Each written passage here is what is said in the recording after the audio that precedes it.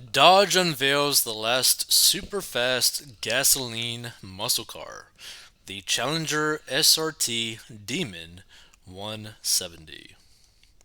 The last gas powered muscle car from Dodge isn't leaving the road without some squeals, thunder, and crazy fast speed. The 2023 Challenger SRT Demon 170 will deliver 1,025 horsepower from its 6.2-liter supercharged V8, and the automaker says it will be the quickest production car made.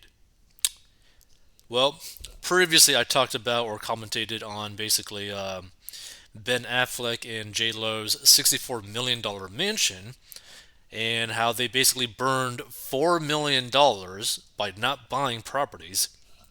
So, if I had an extra $4 million just lying around, I would probably buy this car because this car just sounds fun, right? So Stellantis, formed in 2021 by combining Fiat Chrysler and France's PSA Peugeot, says it can go from 0 to 60 miles per hour in a scary 1.66 seconds, making it faster than even electric supercars from Tesla and Lucid. It's what the performance brand from Stellantis is calling the last of the rumbling cars that for decades were a fixture of American culture on Saturday night cruises all over the country. Stellantis will stop making gas versions of the Dodge Challenger and Charger and the Chrysler 300 big sedan by the end of this year, squeezed out by stricter government fuel economy regulations and accelerating shift to electric vehicles to fight climate change.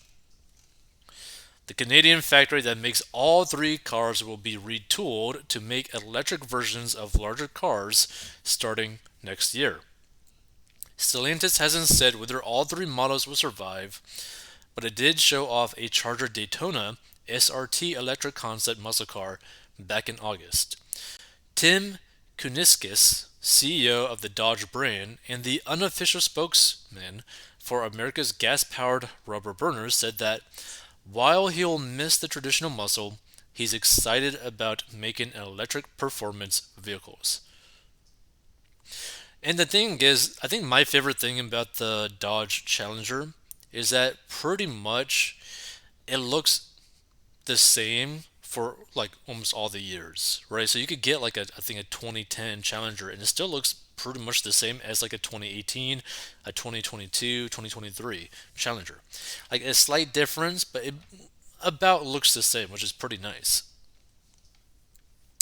Pretty old school. It's the end of an era for sure, he said Monday.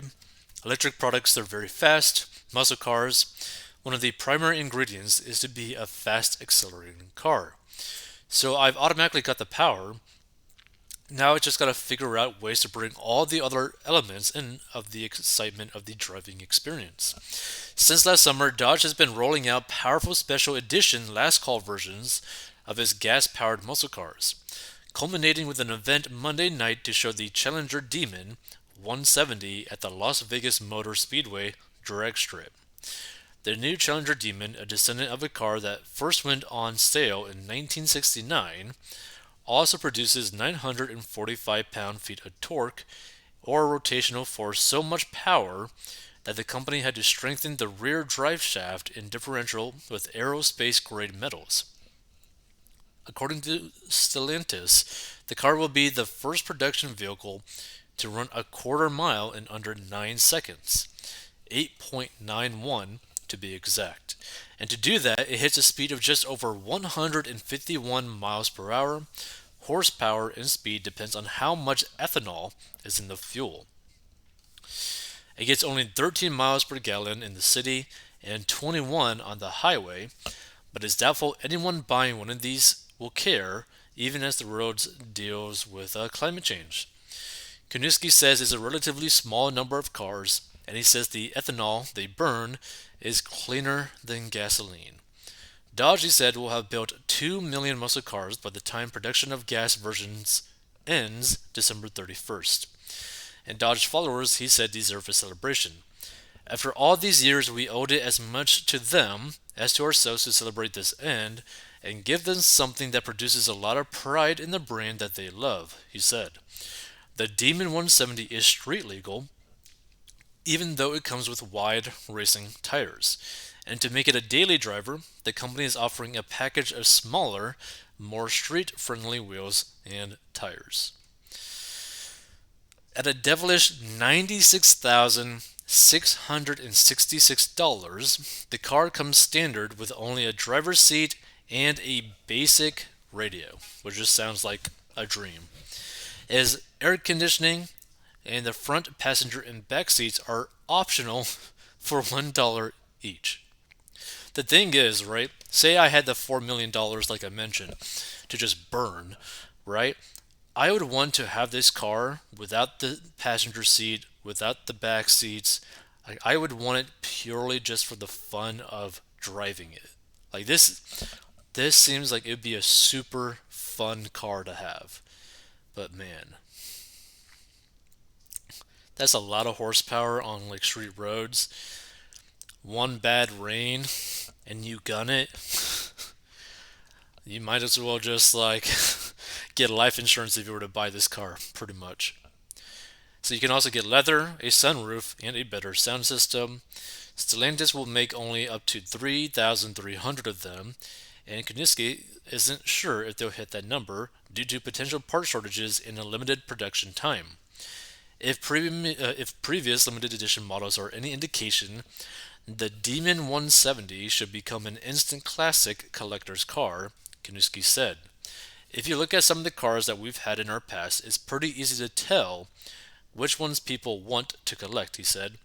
A lot of times it's the lower sales volume, extreme samples, whether it's extreme looks or extreme performance. Well, this one happens to have both. Let's see some of these comments. Sign me up, baby. Again, like if I had $4 million to burn, I'd totally buy this car. I owned a 1973 Dodge Challenger that had headers and was a real muscle car. An electric Challenger? Who's going to buy that? Weird people. Climate change is a hoax and electric vehicles aren't sustainable. Just don't ruin the factories, they'll be back. I hope to get mine. Dodge doesn't mess around when it comes to making big horsepower, and they have a sense of humor too.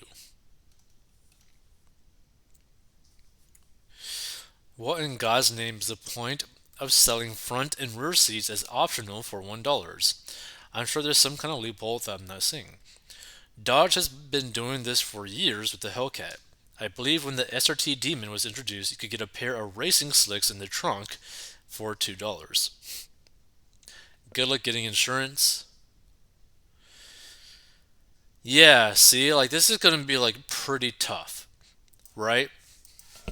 Because like if you got even like a blemish on your driving record, your insurance premium on this car would be so disgustingly expensive. Which, funny enough, your insurance would probably be more expensive for a car like this compared to like a brand new Lamborghini Huracan, which is crazy to me, right? So, just something to think about. But it'd be so fun to have a car like this.